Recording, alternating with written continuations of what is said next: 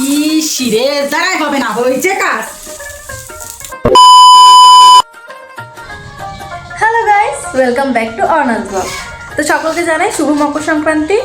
আর আজকে সকাল সকাল ঘুম থেকে উঠে আমাদের দু বোনকে বসিয়ে দেওয়া হয়েছে পিঠা বানানোর কাজে। তো এই যে আমি এখন আমাদের চাল গুঁড়া করা হয়েছে, এগুলোকে এখন আটা চালনি দিয়ে চালবো। আর এই যে আমাদের মহারানী হলো নারকেল কোড়াচ্ছে। তো আমরা সারাদিন কী করি সবটাই তোমাদের সাথে শেয়ার করবো। তো এই দেখো, আমি তো প্রথমেই চালের গুঁড়োটাকে ভালো মতো চেলে নিলাম। আর ওদিকে আমাদের পিঠে বানানোর আয়োজন কত দূর হলো চলো সবটাই শেয়ার করব। যে আমাদের এখানে নারকেলটাও মাখা হয়ে গেছে, আর হলো আটা চালা হয়ে গেছে। এখন হলো এগুলো গুলানো হবে। চলো আসো মা।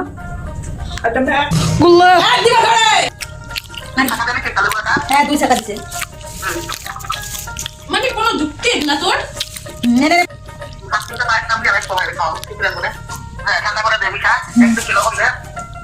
লবণ আনতো।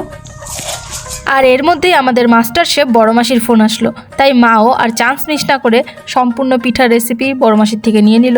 আর তারপরে আমি এই যে পাটিসাপটার পাটিটাও রেডি করে ফেললাম, আর তারপরে সাপটা মানে পুরটাও রেডি করে ফেললাম। আর তোমরা যদি ভেবে থাকো এই সম্পূর্ণ কাজ আমি একা করছি, তবে তোমরা একদম ঠিক, এই ভিডিওটা যতক্ষণ না আমার মা দেখছে। আর আজকের দিনে আমাদের বাড়িতে উঠোনে এমন করে ঘট পেতে পুজো করা হয়। আর তোমাদের কার কার বাড়িতে কেমন করে পুজো করা হয় অবশ্যই কমেন্টে জানিও। আর এই দেখো, এদিকে তো পিঠা বানানোও শুরু হয়ে গেছে। একদিকে হচ্ছে পাটিসাপটা আর একদিকে হচ্ছে মালপোয়া, যেটাকে অনেকে পোয়া পিঠাও বলে। তো যাই হোক, এরপরে এই দেখো আমাদের পাটিসাপটাগুলো অনেকগুলো রেডি হয়ে গেছে অলরেডি। আর এদিকে আমি ভাবলাম মা একা একা কাজ করছে, তাই মার একটু হেল্প করতে গেলাম। আর হেল্প করতে গিয়ে যা হলো,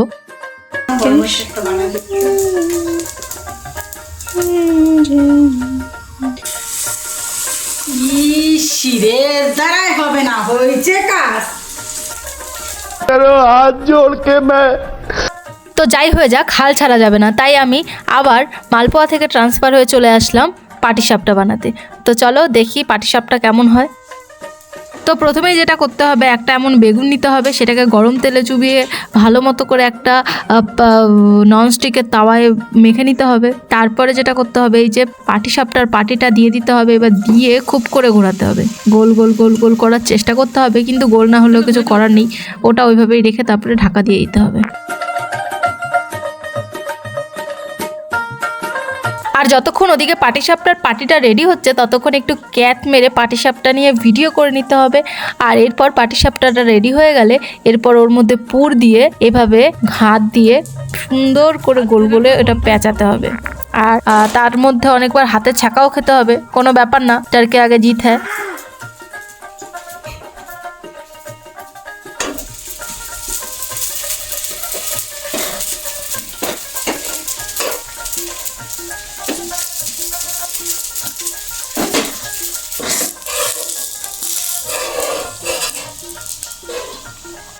তো প্রেমের থেকেও বেশিবার ছ্যাঁকা খাওয়ার পরে ফাইনালি আজকে আমাদের পিঠে রেডি।